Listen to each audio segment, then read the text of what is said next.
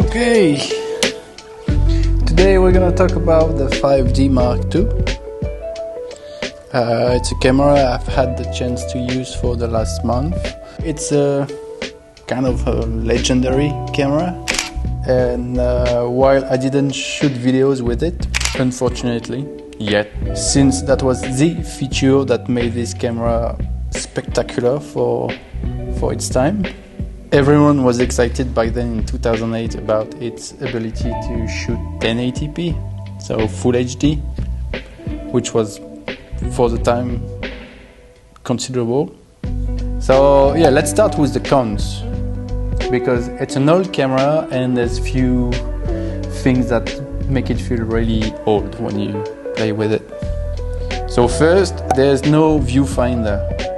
And coming from my little Sony camera, the one I'm using right now to film the video, it's a big change because there's no way to know how the photo is gonna look like before pressing the shutter, and you can just rely on the exposure metric. Low light performance is not great. Even my old A6300, I can shoot really low light situation and crank up the ISO around 2000 ISO, and I can have something workable in post-production. With the 5D Mark II, like if your photo is too dark, there's no way you can get any details coming from the shadows. Yeah, the dynamic range is not great either. You cannot recover great details in the highlight and in shadows. You need to make sure that your exposure is on point every time you press the shutter. And I think it's not as beginner friendly as the new cameras. It uses compact flash cards, so it's not SD card. It's a bit bigger and it's harder to find, and the camera came with a compact flash card of 4 GB, which is like around 130 pictures, which is not a lot.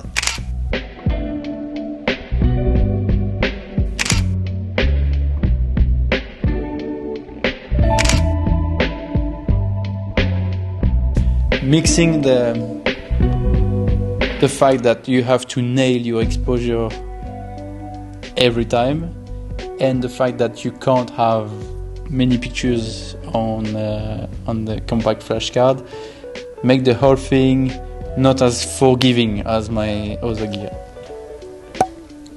Now for the pros. The camera feels solid and professional. It's a big boy with a bulky build, and that adds to the experience, I think. The weight is reassuring, and the sound of the wheel clicking is so satisfying.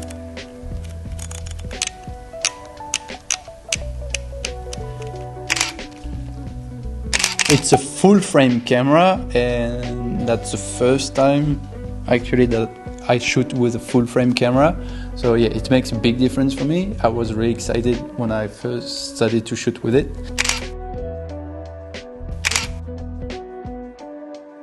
The pictures coming straight out of the camera are always looking great. Maybe it's because there's less room for mistakes, so I'm maybe taking more time to work on the spot to get my exposure right and my composition right, and maybe I'm working a bit more, and so the result is a bit better.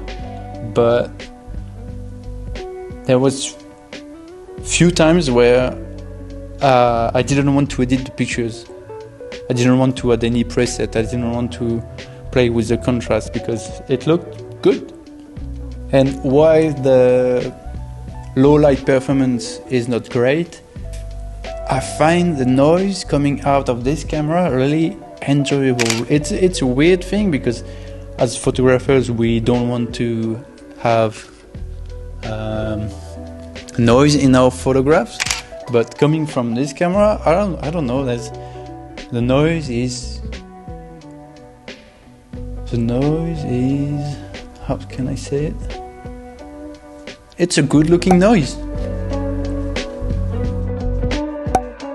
It has definitely more limitations than newer camera, but it was really nice to fully embrace that. And is it a good camera? Of course, it's a great camera. You can find it for cheaper than newer cameras. If you want to embrace the bulkiness of it and its limitation, you can have a lot of fun, as I did. And I think I'm gonna stick to it for a few more months.